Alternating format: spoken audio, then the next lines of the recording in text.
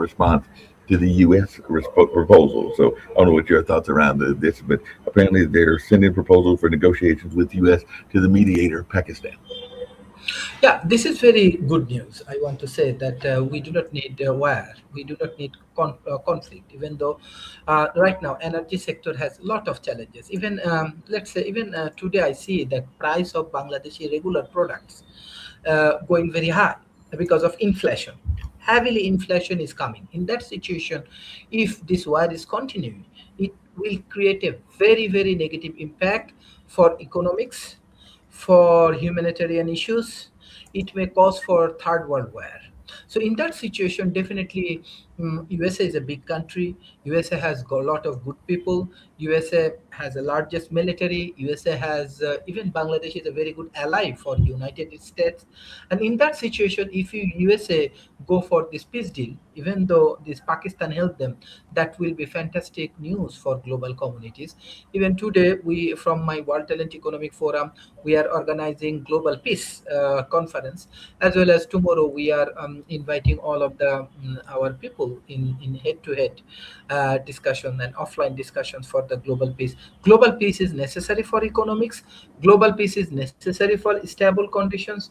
Actually, after this COVID, lot of things happening. After this COVID, this war coming, right? Then this immigrations issues is coming. Then this like this tariff issues is coming. Then this Iran war and everything is actually creating lots of destructions.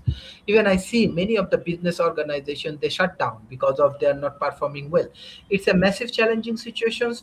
And thank you, Port TV, because you are bringing all of the good news, all of the genuine news. You are not going for this propaganda, what I call misinformation and disinformation. With all of your scholars, you are bringing the good things. So that's why, yeah, the last week we do this microfinance institutions, those who win Nobel Prize, as well as this Shah Group of companies, Asia Pacific universities, and all of our ally from North America and Europe. We join together and we go for negotiations how we can make a better deal for finance, better deal for global peace, and so on. So we need all of your support. We need more collaborations. We need more open society to contribute our through our talent economy. Thank you. Yeah, So appreciate that. somebody was yelling when I post on X. People, conservatives yell at me, and somebody was yelling at me yesterday, saying that under Biden, inflation was a total of 25%. That if you had $100 in say $100,000 in savings when Biden first became president, and still have that 100,000 when he left the presidency, it would only have $80,000 worth of purchase, or no, 75,000. Well, I know, no, $80,000 worth of purchasing power, because it's an additive. We had one bad year of inflation under Biden where it was 9%, and then you add the rest of the years, and it was probably altogether over 20%. Under Trump, we've had a year of 3% inflation. This coming year, his second year in office, by the end of his second year in office, inflation will probably average 4%. So that's 7% in the first 2 years of Trump, and then another couple of years of 3-4%. And we could have 15% total inflation under Trump, where you had $1 when he became president, you got 85 cents when he stopped being president. Right. Which is a reason. Go ahead. I just want to share some of the Asian news. Maybe it will can give a very Yes. specific information for this inflation. First thing first, if you see the overall inflation around 5.2% average inflation in 2026, according to Asian Development Bank. And IMF also typed the suggestions if it's a 2 to 3% for stable Asian economies. But we are observing due to energy and oil price is rising. That's why it's again rising in Asia. So if you see strategically see Asia, you can find that low inflation is 1 to 3%. Mid-range is 3 to 7%. High inflation is happening. It's happening in Iran, 40 to 10 to 40%. So if you see Japan is 1.3 to 1.5%. Is Malaysia 1.4%. Indonesia 3.5%. India 4 to 5%. Bangladesh, I told you, it says inflation is very high and big inflation is coming. It's 7 to 8%. Kazakhstan is 11%, and Iran it's a 40 to 48% inflation. So Iran has to understand that this peace deal is very very important, not only for the global community. This is also important for their economy, important for their things. So the main reason we are observing rising the oil price. Secondly, the global conflict affecting the supply chain because of these Hormuz issues. Currently, depreciation in some countries, it may causes a lot of inflations. So I want to say South Asia is medium. Some countries like Iran in Asia is very high, very very high, and developed Asia is a low inflation like Japan and other. But all of the country is heavily affected by the inflation because of oil and gas price. So we need to stop this war. We need to focus on this global peace. We need to go for the global diplomacy. Iran has to understand, USA has to take initiative, Israel has to understand, and the global community for work for global peace and so on. So now we have to stop this war. Yeah, So that makes sense. I looked up some numbers, and during Trump's first term, inflation was a little less than total inflation. Start to end of his presidency was about 8%. It got really low during COVID because everybody was staying home and demand dropped. The price of gas in America got as low as $1.77 in the middle of COVID in 2020 because nobody was driving anyplace. Yeah. Then under Biden, like I said, the guy who was yelling at me exaggerated. It was total inflation hit about 21.5%.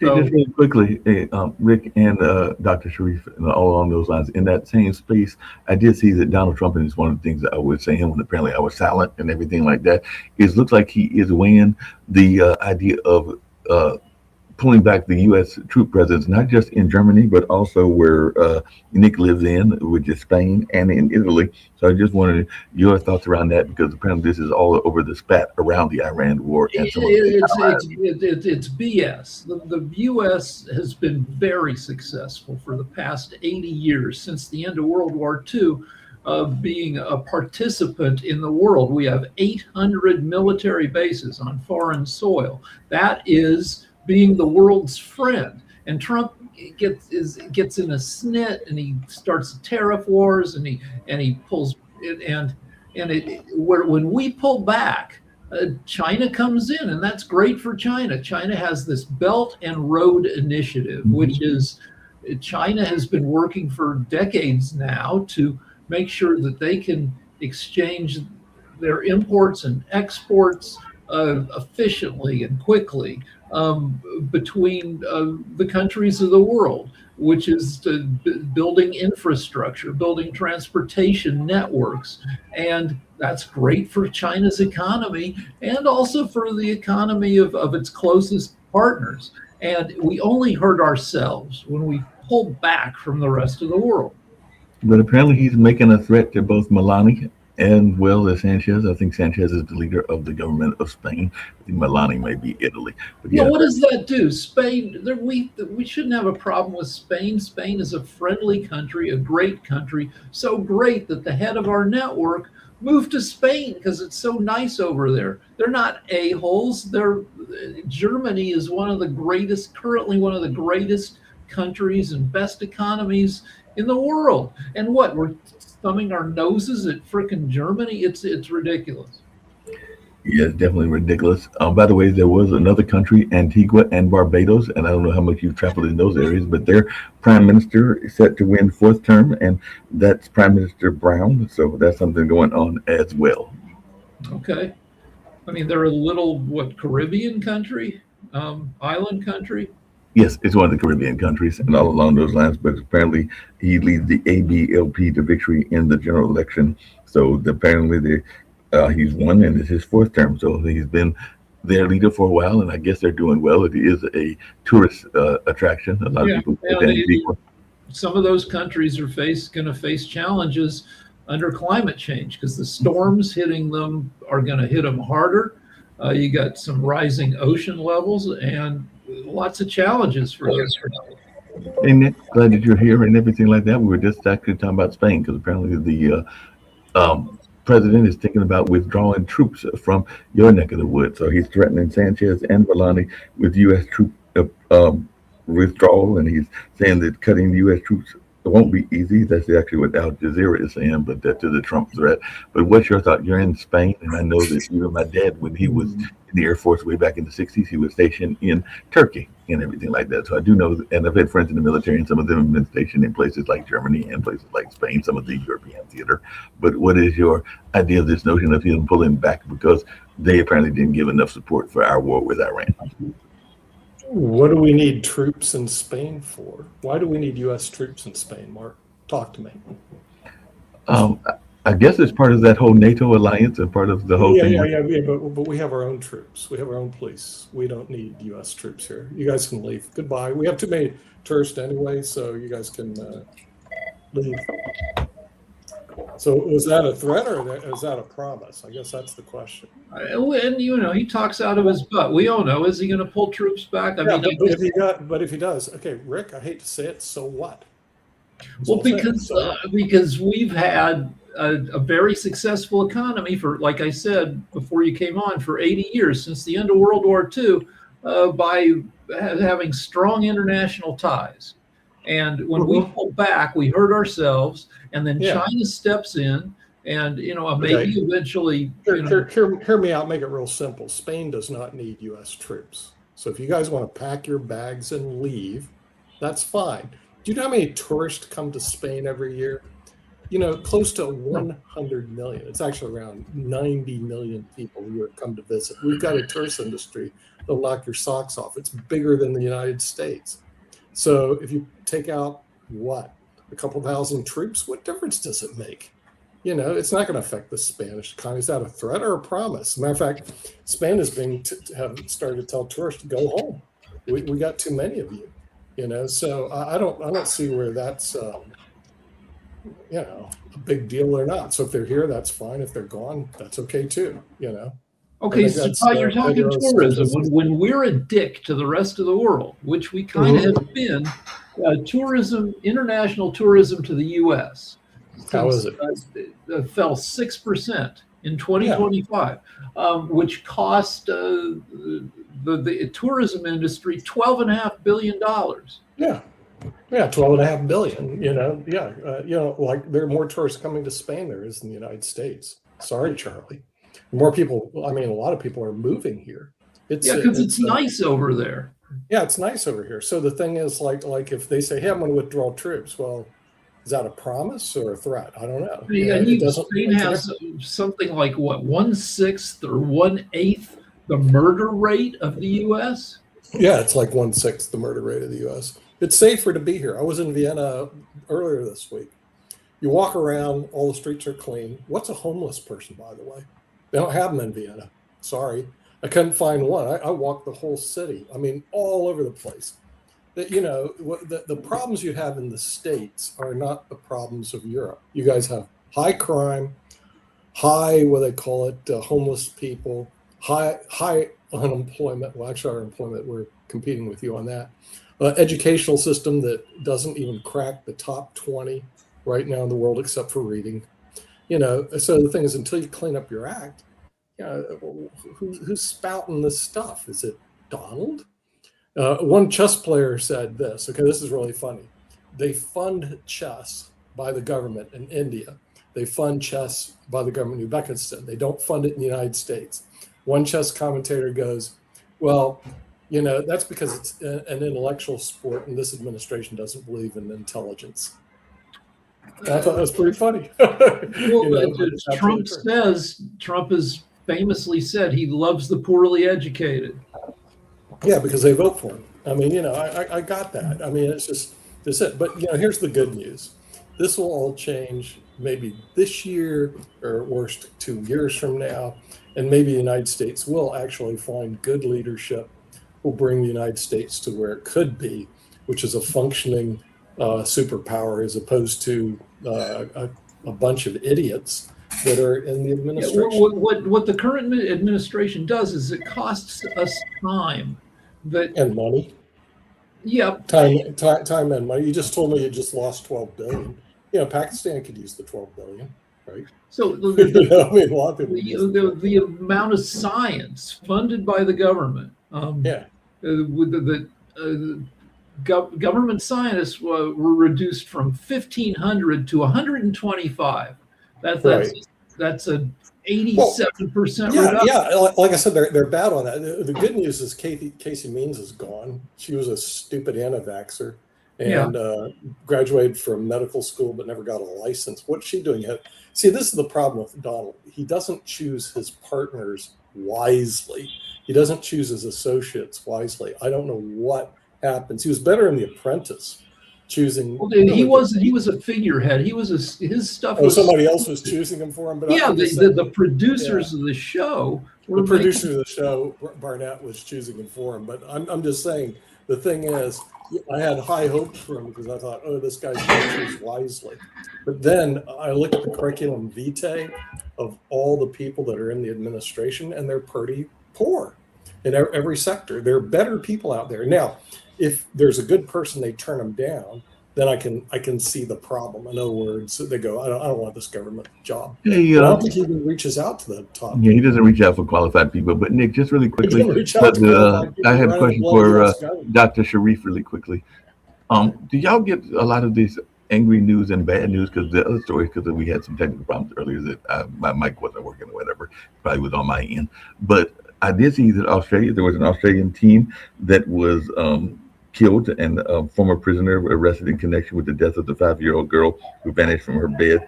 And this sparked vigilante justice and violent clashes with police in Australia because an angry crowd riots outside the Australian hospital treating the suspect in the 5-year-old girl's death. And then there was the zoo worker, I think this was in Japan, who allegedly dumped his wife into a incinerator and everything like that. So those are okay. Go ahead. Zoo employee told police he burned his wife's body in the park incinerator, and apparently he was arrested for allegedly dumping his wife in that particular way. That's a horrible way to go and everything like that. But just wondering, how often is this kind of horrible news? I mean, we see it all the time on the crime shows, but how often does it happen in y'all's news in Bangladesh?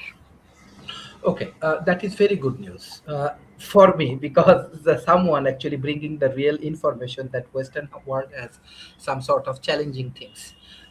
It happened in Bangladesh. This is my honest opinion. It's happened in Bangladesh. That's why I do focus on wisdom. My educational system, my MBA program with North America, I get all of the brilliant people from North America and from Japan. Why we focus on wisdom? Because these kind of horrible things, even in USA, right? Just few days ago, 2 Bangladeshi students killed by one of the American guy. They are PhD scholars, like they are doing PhD, both of the man and woman. So it's happened also in Bangladesh. I see that this kind of unhealthy thing, this kind of psychiatric issues and challenging happening again and again. People love to do a lot of good work also. There are many good work happening through religious activities, through NGO program and so on. But I see that recently there are some rape, there are some kidnap, there are some even today I see that the brother killed brother, Bangladeshi person, but they're in Italy. So this is the issues. I think that our education, our psychology, everything we need to fix. That's why we need to focus on wisdom. Wisdom is something which is absolutely powerful and valuable. That's Nick has very good wisdom. Even everyone like Rick and Mark, you have your own wisdom. You are good people. You have kind people. You have your sympathy and empathy, which is absent in our regular educations. So that's why I'm not alone with my Western friend, with my Japanese friends. We are taking these wisdom affairs like World Talent Economic Forum. You can say it's a wisdom affairs. And now we are getting a lot of good support. So we need to restructure our education. We need to restructure our values. We need to restructure the religious values, as well as we have to improve our culture. And social media, there are a lot of misinformation, disinformation, propaganda, and so on. We need to protect these things. We need good media like Pot TV, because Pot TV bringing really very good wisdom through their dialogue, which is important. And I request all of the audience, you should learn many good things from this kind of podcast. Thank you. No, So appreciate that. can I hit a couple stories? Yes, please. Sure. Okay, so the Iran war is the least popular war among Americans, with 61% disapproval in the past 100 years. At least less popular than any of our other wars for a long time. That's the thing. Alex Jones, the right-wing bullshit artist behind InfoWars. InfoWars has finally been shut down. He has to pay. He was sued for $1 billion. Has to pay $1 billion to the Sandy Hook families that he was constantly saying didn't have their kids murdered.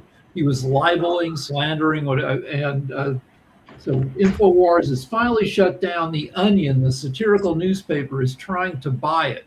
They want to bring it back to make it a parody site instead of a site that sells misinformation.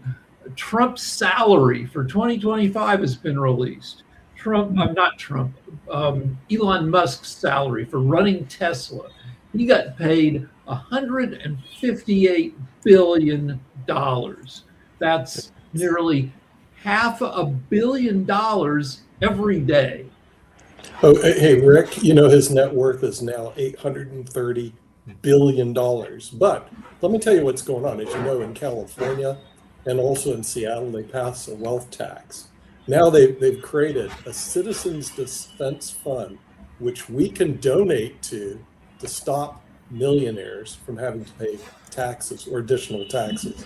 So are you going to reach into your pocket, Rick, to stop people who are making over $1 million a year to pay additional taxes? Don't you feel No, sorry I'm for that? fine. Elon Musk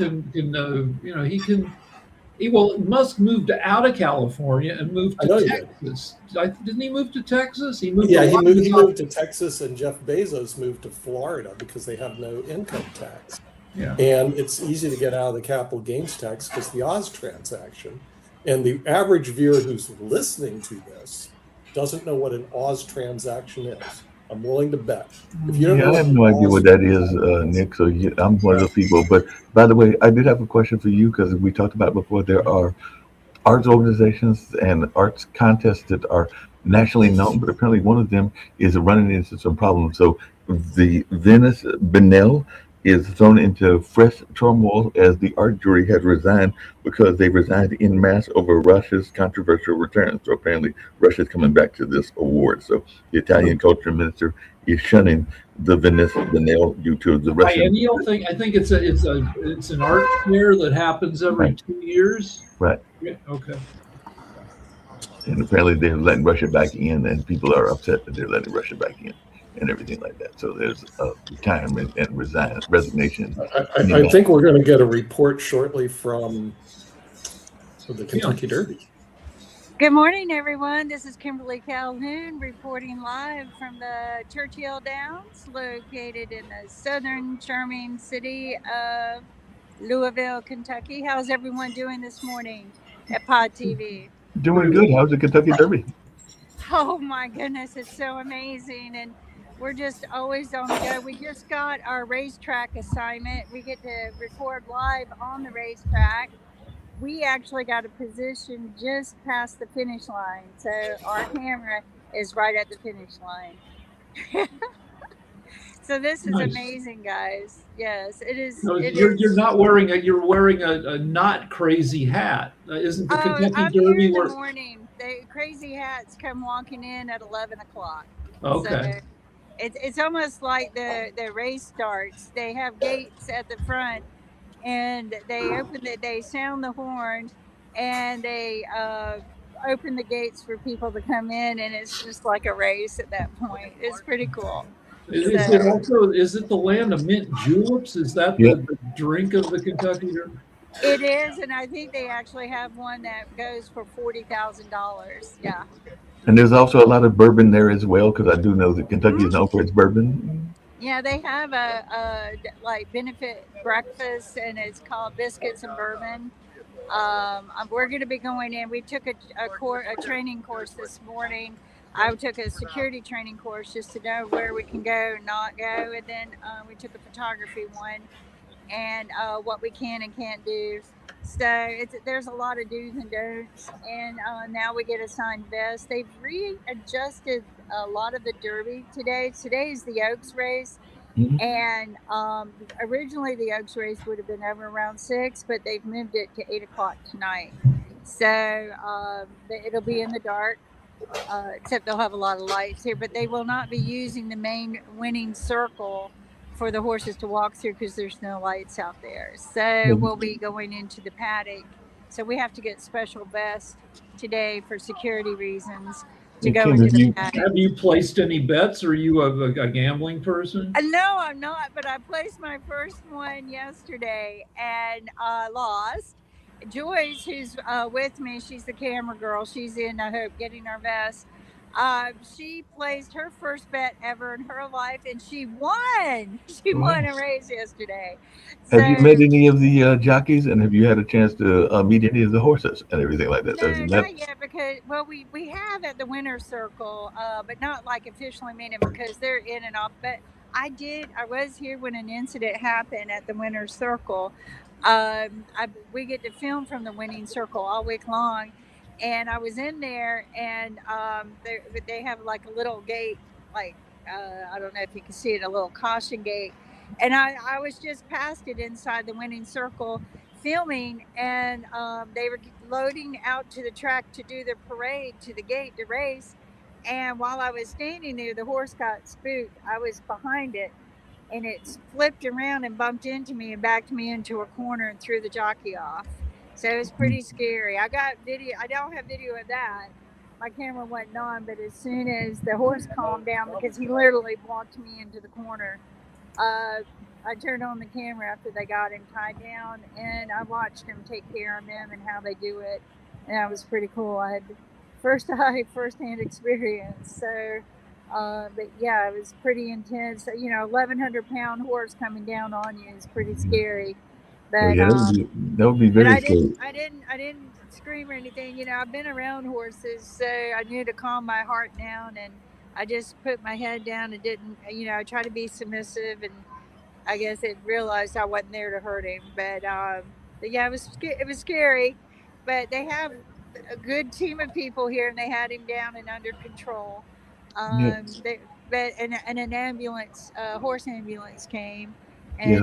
and Kim, I've got to tease you because one of the things that I've always said about the horse racing, and like I've told you before, I want to go at some point. Maybe I'll go next year through Pod TV and everything like that. But it seems like a lot of people make a lot of money off of the horses and everything like that because there's a billion-dollar sport and everything like that. But if I remember correctly, the horse only actually gets maybe some stud rights, and it definitely gets to eat some oats and maybe some good roses and stuff like that. But it doesn't the get, horses are spoiled, trust me. And they have 3 tiers of inspections. They have a track inspection agents that come out and inspect the horses medically, and they have a state inspector that comes out and inspects each horse, and a federal inspection. And they're all veterinarians, and they are the voice for the horse. They get inspected by all 3. It's pretty interesting. I met one of the veterinarians who participates. He's supposedly going to give us an interview if I can catch up with him. But yeah, it's they have a voice for the horses. They do put in a lot of work. But the people here love their horses. yeah, they But definitely that love their incident horses. happened. The horse's mouth was bleeding really bad, and the owners were down here immediately loving on it, and just it was very emotional. Hey, Kim, just really quickly, because you also are connected to North Carolina State University, and I know that North Carolina State has a very strong veterinarian program. So Yes, just they wondered if you do. could talk about that, because I do know that they have a strong veterinarian program. I've actually met a young lady that was connected to that veterinarian program. Oh, okay. We'll have to meet up sometime. But yeah, we've been reporting. I've been videotaping and getting B-roll. Our camera girl's been getting a lot of B-roll, and we'll put it together when we find some time. This is a long day. We come out early in the morning for the warm ups. They start at 5 a.m. The races have now been pushed off. Instead of at 6, the final race is now at 8 and 9 p.m. So these are very long days for all the people that work here. Um, you can just see how every day more and more people show up to get trained. There's definitely plenty of work around here if anyone needs a job. Are there any questions? You guys got any questions? I just want to say that horse racing is a bad bet because the house takes 20% of the purse, which means you have to be that much better to overcome the house taking that much of your money for the privilege of betting. Oh yeah, yeah. I mean, first off, you got to learn to play the odds, and the bigger the odds, the bigger take home you get. But we're going to go over all the different ways to bet. We've been reading about them, studying them, and there's just so many different. There is a race that happens here that actually the people put their money down, and when they bet, they actually win the horse. So if there are horses that you're interested in acquiring, they have a race that people bet on the horse to win the horse. So that's pretty cool. It's pretty cool. So you said you've been around horses. You ever been a horse owner?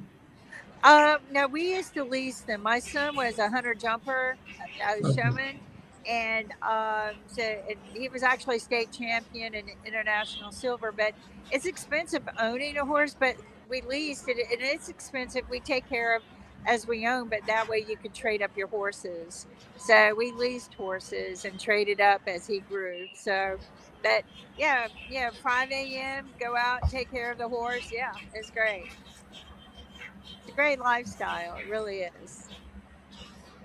Okay. But yeah, it's beautiful here. Hopefully, we'll build a relationship here, and we'll be able to continue come every year, make this one of our hot spots every year, and get better.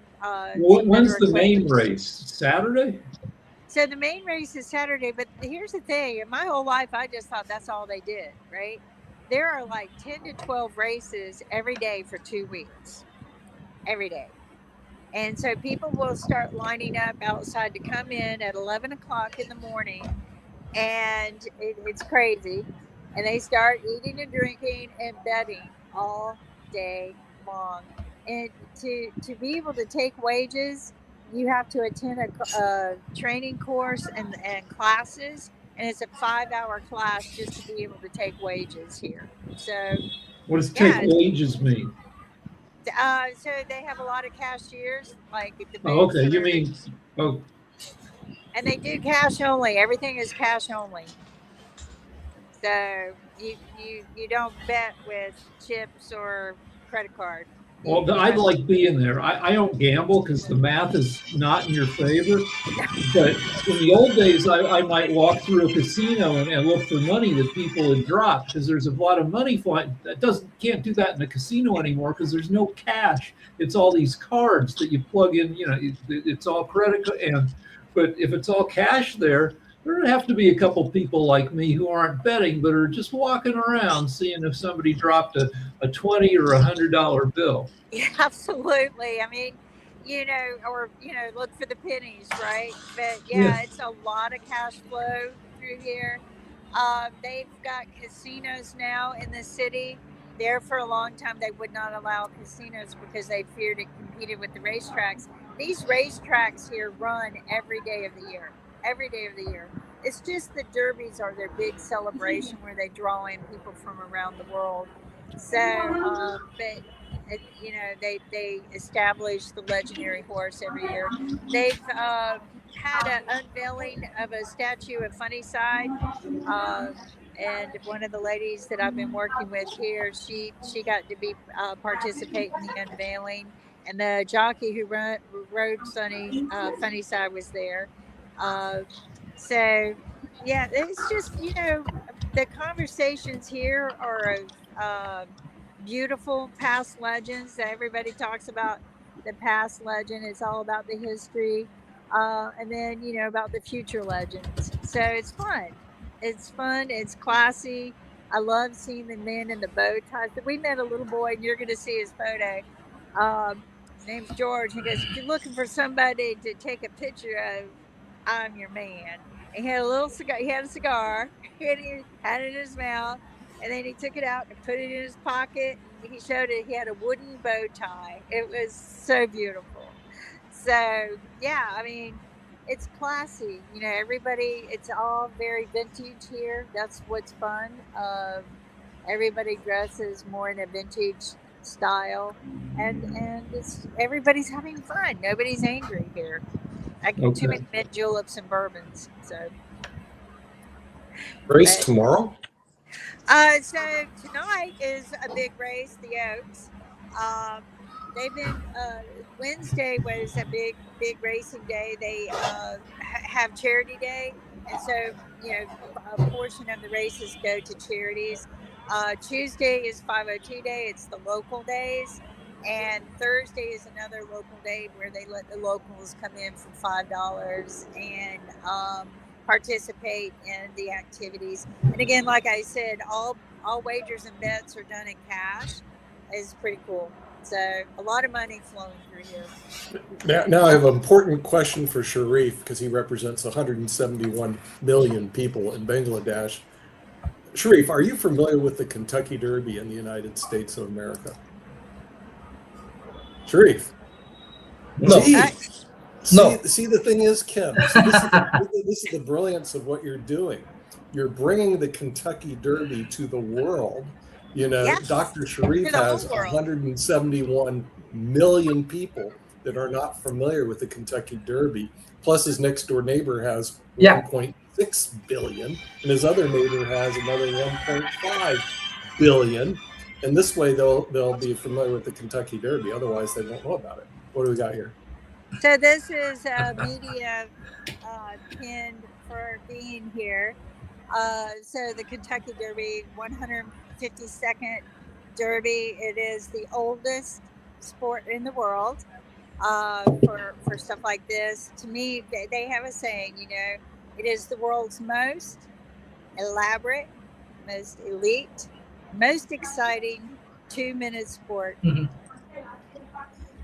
Dr. Sharif, it's a horse race. It's a horse race that takes 2 minutes. It's over with. Still, only one horse has held the title. The fastest horse is Secretariat. It's held that time for the longest. So, yeah, it's pretty cool. I mean, I just enjoy how well this place is ran. How well, they just have a system. And, a lot of changes have been happening for whatever reason the last 2 days. They've had to change up the security and everything. So there might be somebody special coming here. But the main race is tonight, which generally it used to be ran at 6, but they pushed it off to 8. And then the big Kentucky Derby is tomorrow.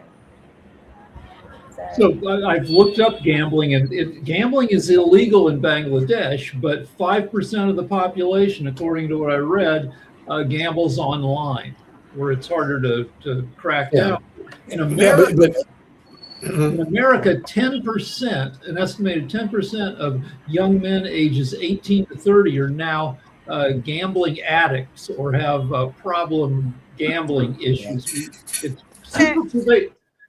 But you can enjoy the Kentucky Derby without gambling. No, you can show up in your hat. You can show up in your Southern gentleman, bolo tie. You can. I'm going to change up today for the event tonight. I'm going to go back to the room because instead of going the normal route, how everybody drives to the expo center and then rides a shuttle bus, it takes about 2 hours to do that to get here. So the employees spend about 2 hours getting here every day. I hired a driver. I invested my money in a driver and I got a cheaper hotel. But we've been going back and forth during the day to rest a little bit so that we can do the evening events. But it's a big tradition here. But I did learn something new technical that's going to change our industry. Is they have upgraded cell phones now and they've been doing the 4K, which is great for TV, but now they have the 5G signal that goes to the broadcaster for device to device in the network world. So the network industry now, you can do network broadcasting through your cell phone. Yeah. So that's How's the food? Do they have specialized just whatever the chefs want to cook this year. They do have a lot of interesting food, but I haven't really said we don't eat on the outside of the media center. But I've seen some of the food is very elaborate looking. Everything's decorative. Like they'll have chocolate strawberries stacked a certain way and things like that. But it's very hard to see things because there's so many people. Right now, there's nobody here. Everybody's working and preparing for 11 o'clock. So yeah, but tomorrow it's going to be jam packed with people. And fortunately, I brought my boots, 2 pairs of boots, because most of our work is on the track. So we literally walk in the muddy track. I've got pictures of it looking like soup out there when it was raining, and we literally get. Well, this is one of the problems with media. Yeah, well, until Kim comes back, I looked up another number. Tomorrow, the race day, more than $250 million will be wagered, including $250 million on the main race itself. So, but if you look, I get to walk out onto the track here. I got to be careful because they just graded, but we get to walk out here. We lift the gate here. I can't lift it. Somebody has to lift it for me. It's really heavy.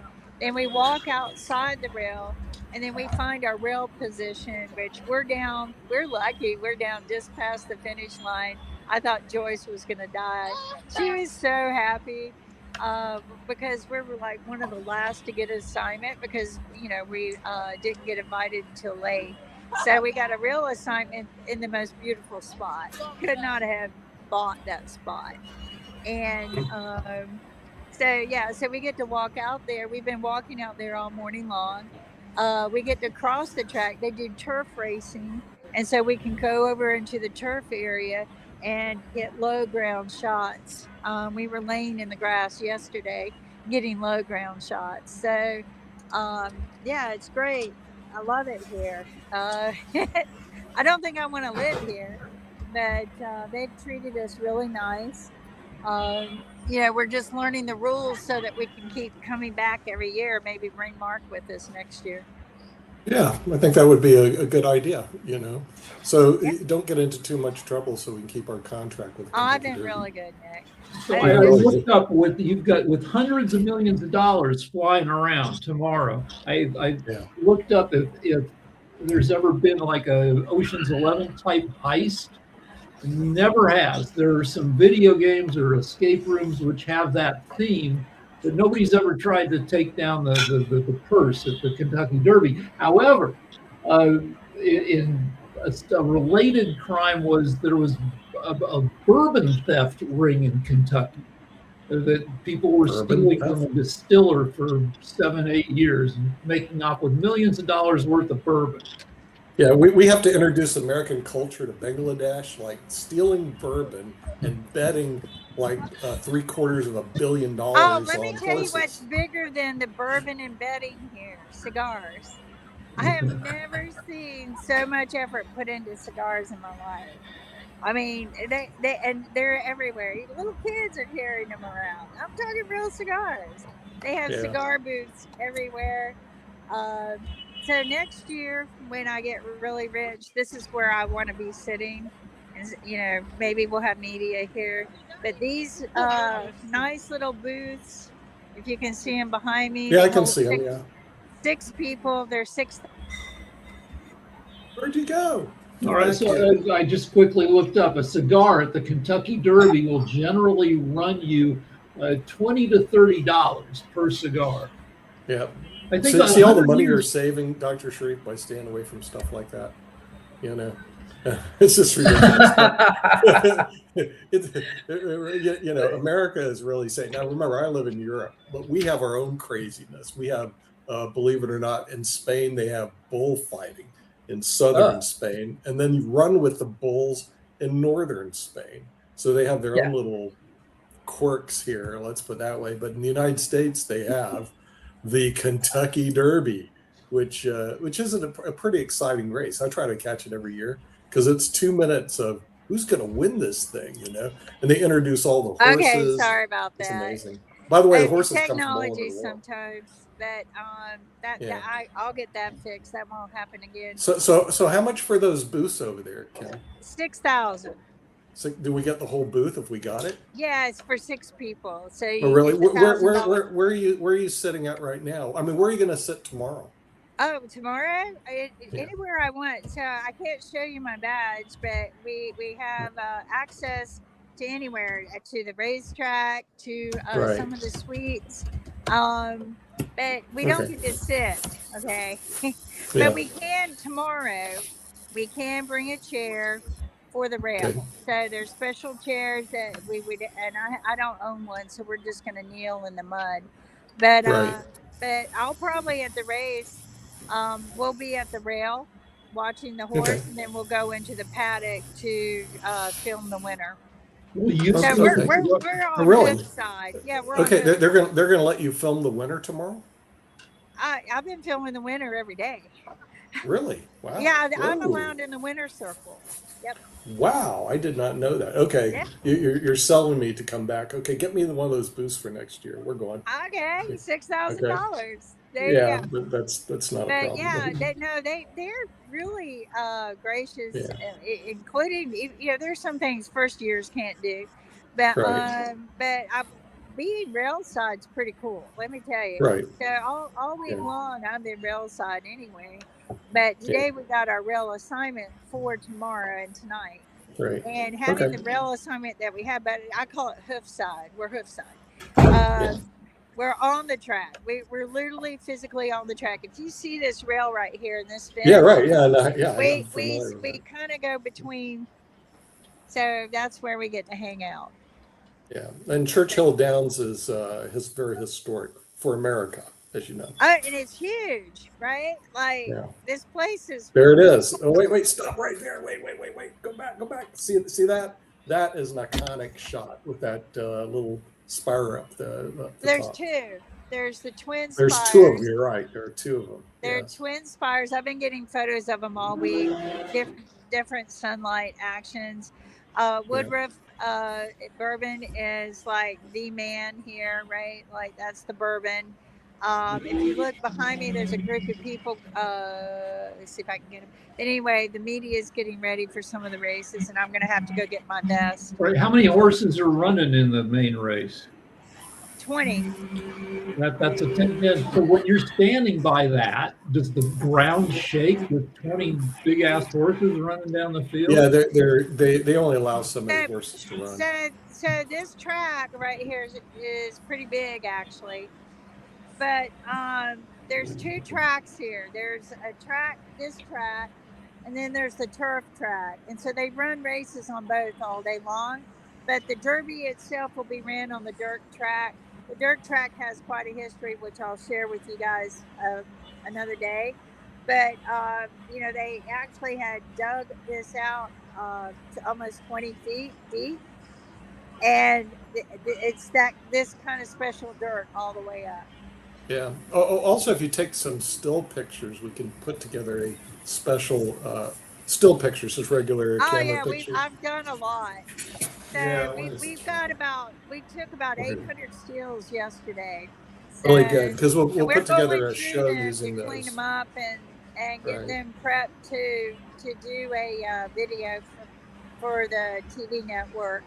Right. This is our first year, so we're learning the ropes. I Yeah. will say this, the best thing that I invested in was a car driver. The best thing. I'm going to give a shout out to them because they gave us a deal. Mhm. They cost $5,000 for two. There goes the shout out. Hey, notice I'm beaming from Spain and you're beaming from Bangladesh. We don't have a problem, do we, Dr. Shree? But if you're beaming in the United States, that's a different story. The technology can be a little bit challenging. Well, it's the internet connections, as we all know. It's also we're running up against the hour. Yeah, aren't we at the hour? So we're gonna have to go. All right, have a Because good we have weekend. a chess show coming on, and yep, we're at the hour, so we're gonna have to go. We'll see you tomorrow, and I'm gonna run clips right after this, and yeah, I think we're done. As I say, we're done until tomorrow, and tomorrow will be a big one for us. The Kentucky Derby on Pod TV. Everybody say goodbye.